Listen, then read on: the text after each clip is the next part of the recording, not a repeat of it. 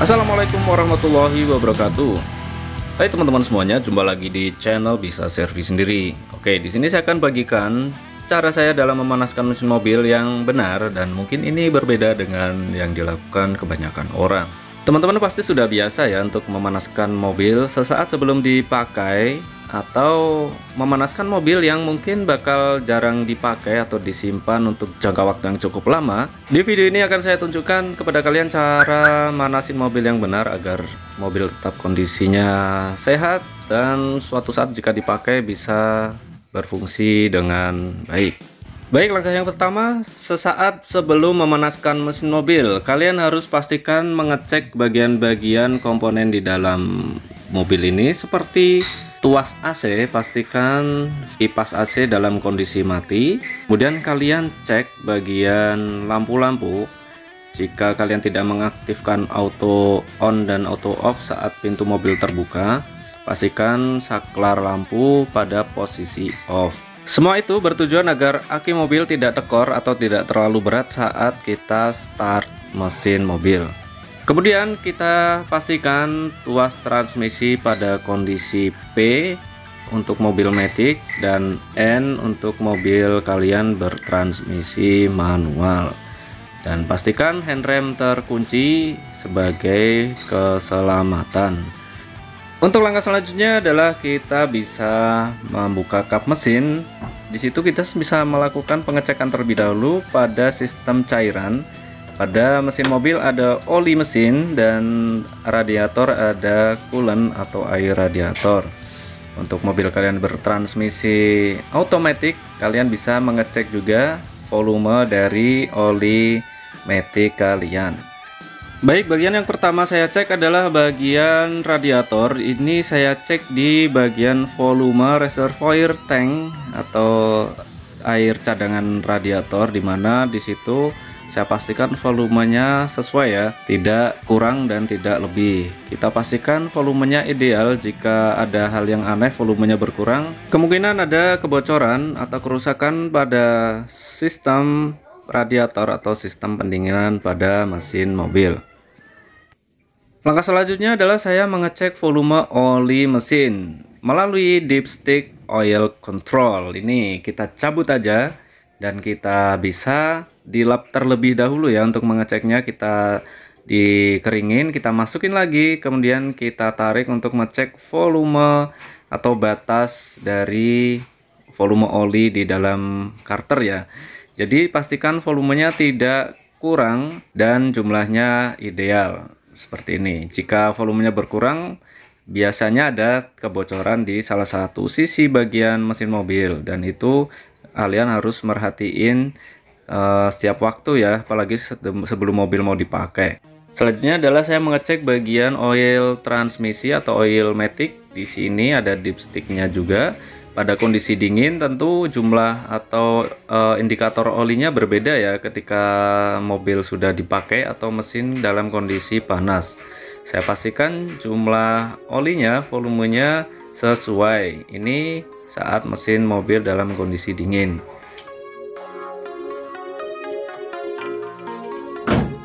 Oke, sekarang sudah kita bisa mulai memanaskan mobil. Masukkan kontak, posisikan di ACC, lalu di posisi on. Bagi kalian yang memiliki mobil dengan model keyless entry, tentu caranya berbeda dengan mobil yang konvensional seperti ini ya. Oke, selanjutnya kita cek ini lampu-lampu sebelum di starter harusnya nyala semua ya, seperti indikator engine, indikator oli, baterai, airbag, kemudian seat belt. Untuk seat belt dan handrem kondisinya menyesuaikan ya. Oke, kita starter.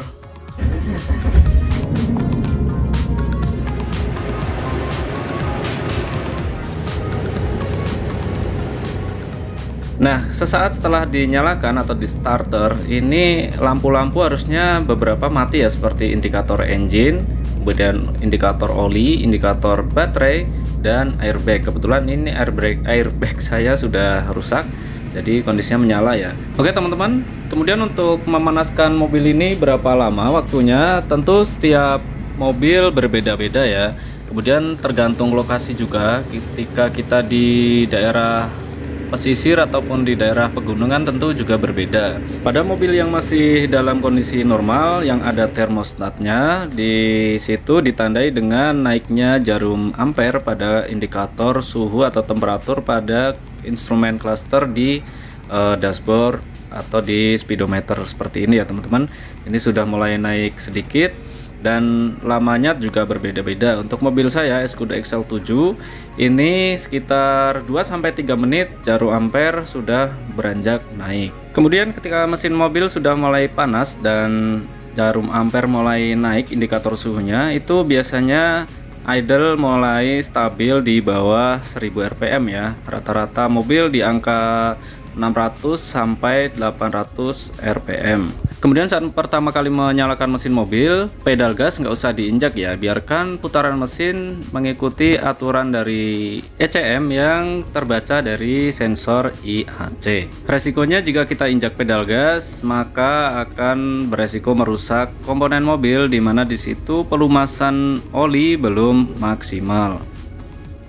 Oke, ini sudah mulai turun untuk RPM-nya dan jarum ampere untuk indikator temperatur juga mulai naik kurang lebih 1/4 ya teman-teman.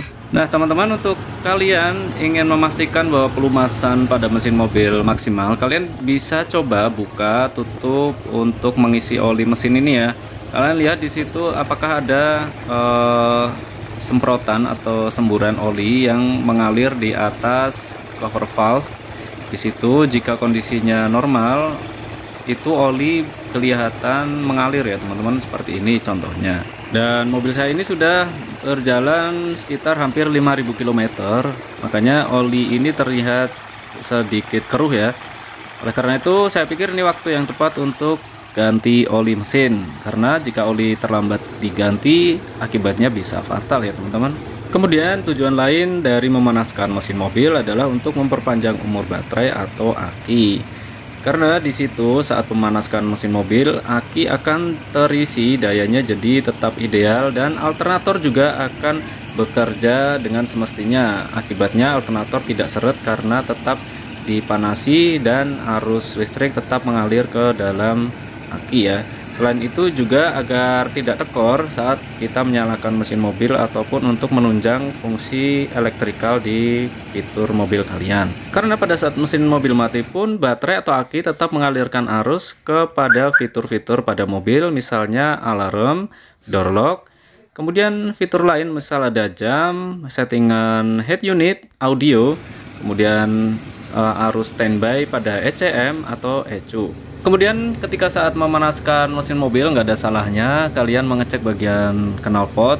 Di situ biasanya pada pagi hari ataupun nggak pagi hari pun siang hari juga bisa knalpot mengeluarkan tetesan air. Itu hal yang normal teman-teman. Jadi pada mesin mobil yang normal justru malah mengeluarkan tetesan air ya. Karena di situ terjadi kondensasi. Pada saat malam hari kan dingin ya, dan ketika mobil dipanaskan akan terjadi perbedaan suhu, di mana perbedaan suhu itu mengakibatkan keluar butiran-butiran embun dan terkumpul dan kemudian terdorong karena dari hembusan dari pembuangan dari pembakaran ya, dan akhirnya terkumpul dan menetes menjadi satu. Di situ maka yang dibilang orang mesin mobil yang sehat adalah biasanya yang masih meneteskan air. Terkadang pada saat malam hari hujan dan mobil pagi hari dinyalakan, kadang malah keluar asap putih. Namun itu asap uap air ya teman-teman. Jika kalian penasaran, kalian bisa tutup pakai plastik, deketin plastik di ujung knalpot ya, maka itu akan menjadi sebuah uap air yang terkumpul ya atau menempel. Jadi tak perlu dikhawatirkan. Oke, ini sudah idle dan indikator ampere pada indikator suhu sudah mulai naik maksimal ya. Ini batas maksimal ketika mobil sudah panas di mobil saya.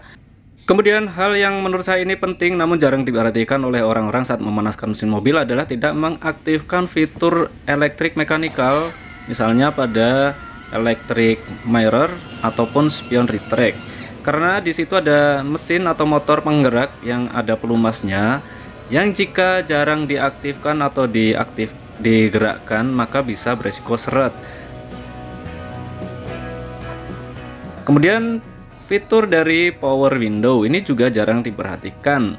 Saat menyalakan atau memanaskan mesin mobil, maka sesekali kalian buka tutup pada power window untuk melancarkan atau agar motor pada power window bisa lancar atau tidak seret dan putarannya tetap lancar. Itu sebabnya kenapa mobil yang jarang dipakai itu malah sering bermasalah dibanding mobil yang sering dipakai secara rutin. Kemudian ini opsional aja ya. Kalian bisa menyalakan AC ketika mesin mobil sudah idle ya, untuk memastikan fungsi dari AC dan komponen sistem AC bekerja dengan baik. Karena di dalam sistem AC itu sendiri ada kompresor, kemudian ada oli dan freon, dan ketika bekerja maka oli akan bersirkulasi tentu agar pelumasan di dalam kompresor juga tetap baik ya teman-teman. Langkah selanjutnya dalam memanaskan mesin mobil adalah ajaklah mobil untuk jalan-jalan keliling komplek. Tujuannya yang pertama agar ban tidak peyang, karena jika terparkir lama maka bundarnya tidak sempurna lagi ya. Jadi biarkan berotasi. Kemudian agar kaki-kaki lebih awet, karena di situ di kaki-kaki kan komplek ya, ada tirot, long tirot, rex steer.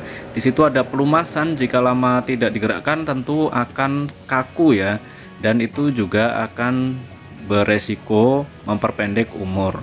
Agar pengereman juga pada kampas rem tidak seret dan tidak macet, salah satunya itu ya teman-teman. Kemudian hal penting lain adalah agar gear pada transmisi tetap terlumasi, karena pada kondisi diam oli tidak melumasi keseluruhan ya, karena gear tidak berputar. Baik itu gear transmisi ataupun pada mobil penggerak roda belakang, itu kan ada gardan atau kopel yang menggerakkan diferensial pada bagian belakang ya, agar tujuannya ketika mobil berjalan gear keseluruhannya terlumasi oli. Seperti itu ya teman-teman. Maka sebaiknya kalian ajak mobil buat keliling kompleks agar semua sistem pelumasan bekerja dengan baik. Selain itu aki juga terisi ya, karena aki bisa terisi maksimal jika berjalan di atas 1000 rpm.